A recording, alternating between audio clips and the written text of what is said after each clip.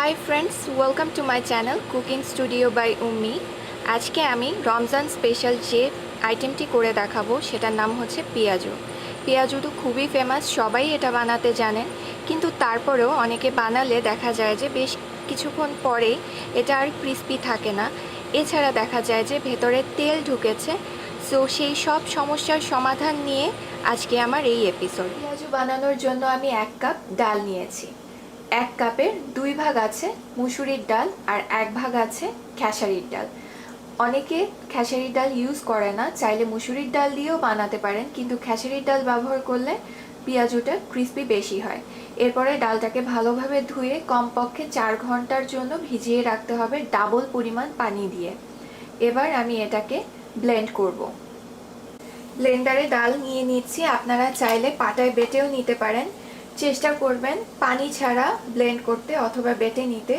যত কম পানি দিবেন ততই ভালো। পেঁয়াজের ডাল একেবারে মিহি হয়ে গেলে কিন্তু পেঁয়াজু খেতে ভালো লাগে না।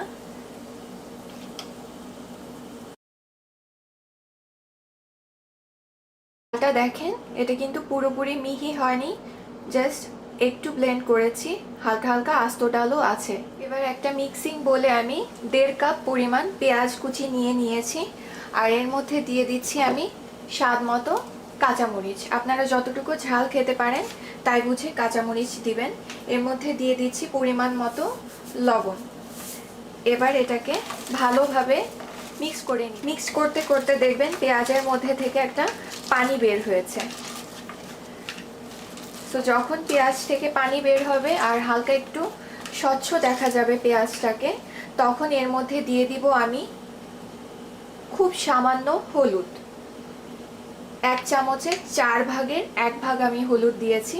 হলুদের পরিমাণটা খুবই কম দিতে হবে। এরপরে আমি দিয়ে দিচ্ছি 1/2 চা চামচ পরিমাণ আদা আর 1/2 চা চামচ পরিমাণ রসুনের পেস্ট।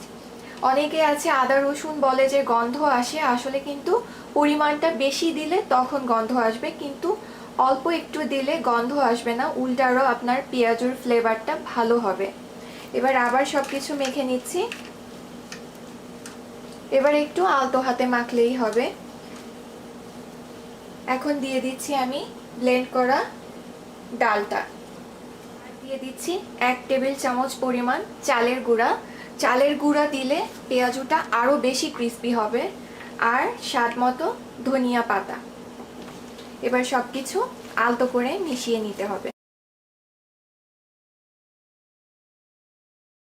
আমি তেলটা গরম হতে দিয়েছি। এবার এখান থেকে এরকম সামান্য একটু নিয়ে আপনারা বড় ছোট করতে পারেন, আপনাদের ইচ্ছা। খুব স্মুথ গোল করতে হবে এমন কোনো কথা নেই, পেঁয়াজু একেবারে গোল থাকে না। জাস্ট হাত দিয়ে আলতো করে একটু শেপ দিয়ে এখন সরাসরি আমি তেলে ছেড়ে দিব। পেঁয়াজুটা কিন্তু খুব হাই হিটে ভাজবেন না, মিডিয়াম থেকে একটু বেশি জাল দিয়ে তারপরে পেঁয়াজুটাকে ভেজে নিতে হবে। যখন এক সাইড মোটামুটি হয়ে যাবে তখন অপোজিট সাইড উল্টে দিবেন। খুব ঘন ঘন পেঁয়াজু উল্টাবেন না, এতে করে ক্রিস্পি হবে না। এছাড়া আপনার পেঁয়াজুর ভিতরে বেশি করে তেল ঢুকে যাবে। ভাজা হয়ে গেছে, এখন পেঁয়াজুগুলোকে একটা টিস্যুর উপরে তুলে নিব যেন এক্সট্রা তেলগুলো চলে যায়। পেঁয়াজুটা দেখেন কি সুন্দর দুই দিক থেকে ব্রাউন কালার করে ভাজা হয়েছে।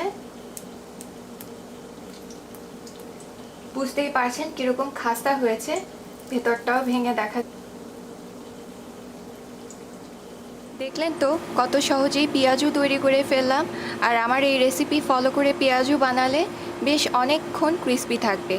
আজকে তাহলে এখানেই বিদায় নিচ্ছি। অন্য কোনো দিন হাজির হব নতুন কোনো এপিসোড নিয়ে। সবাই ভালো থাকবেন। আল্লাহ হাফেজ।